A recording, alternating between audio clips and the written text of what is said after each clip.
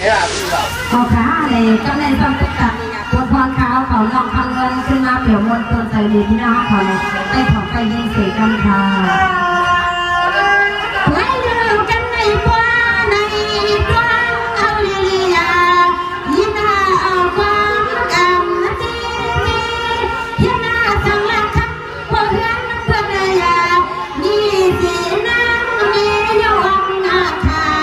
อย่างเพิ่งกินโยงจะตะวันสายปีปุริโทฮาโล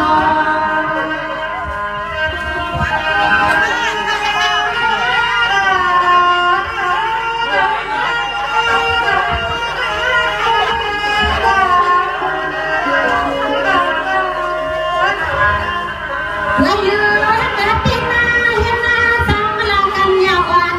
เสียงน้ำมันปีก็อันควันข้ามาคนทรงแย่พอไม่วันข้ามาพอแย่เป็นไปวัดสังเกตเนื้อยิ้มก็เกินไม่ตามหาอันนาในห้องนั่งตามปีไกลอยู่มาปีเขาเมื่อหน้าสังเกตเขาลง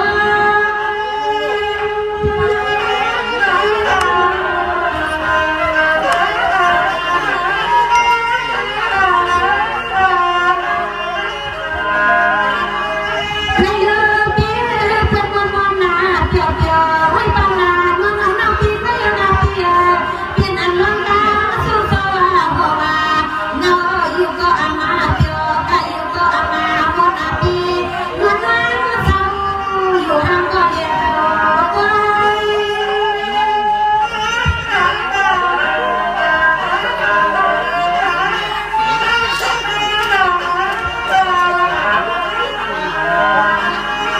ไม่ลืมหากวันก็เปลี่ยนปีว่าน้องวันนาปีอามูนาปีอายุก็ยาอันนั้นก็ปีนี้ที่จะจากไปอยู่ห้องก็ต้องนับวันพอเพียงนาเรือนพอย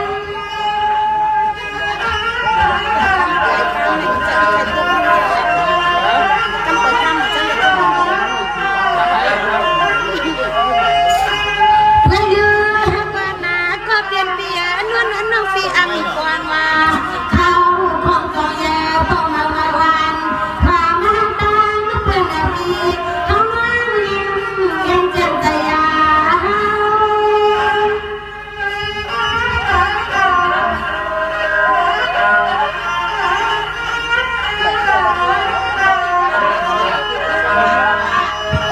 ไม่ลืมปียาเขาทิ้งเดินหาสามกิจยังมาอย่างยิ้มทุกเมื่อต้องอยู่เกี่ยวไม่ฟังว่าน้องปีไม่อยู่เพียงนั้นนะสอบทุกอยู่ก็อามาเลยไม่อยู่ก็เพียงลองตั้งคนตั้งให้ดาวไม่อยู่ยิ้มใจหอเสียงว่ายิ้มมันเลือกใจยา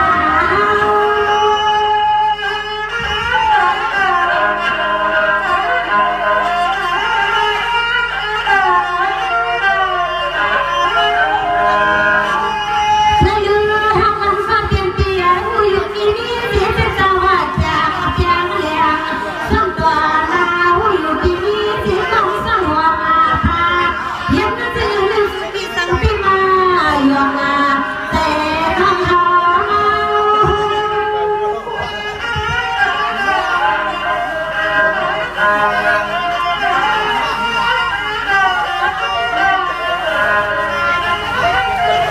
ไม่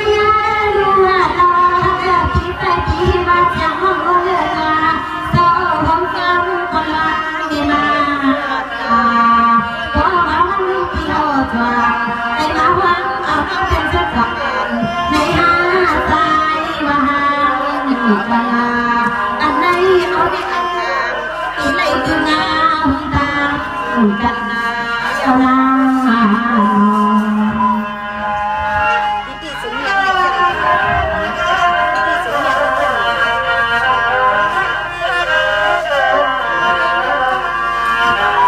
ไม่ลืมกันปีหน้าพันเดียวค่ะมีสิก็อันหนาอีลาลูวันครั้งเสียงน้ำในก็ที่เข้าสู่มันกะลาถึงไปปีที่จะมันในก็เพียงคำตอบ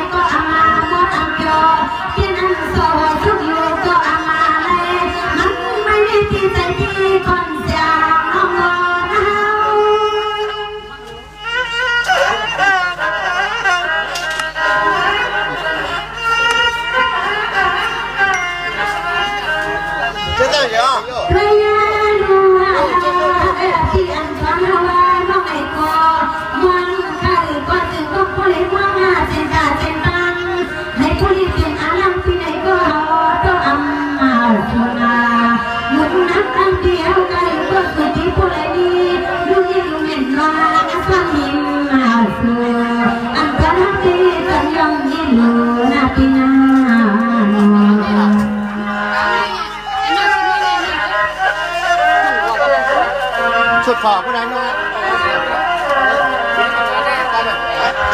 ลยลืมนะเกิดปีหน้าน้อยขอต้องปีความต้องใจก่อนสวดมาพอเยอะพยันน้องพี่พี่เจ้าว่าไม่ที่ไหนกว่าใส่พี่พี่ว่าน้องยิ้มแล้วน้ำหวานก็เมื่อน้ำน้อยเพื่อแต่เป็นคอให้น้องพี่น้องคิดกองกว่าอึนน้ำไหลไปรวมเดียวรอ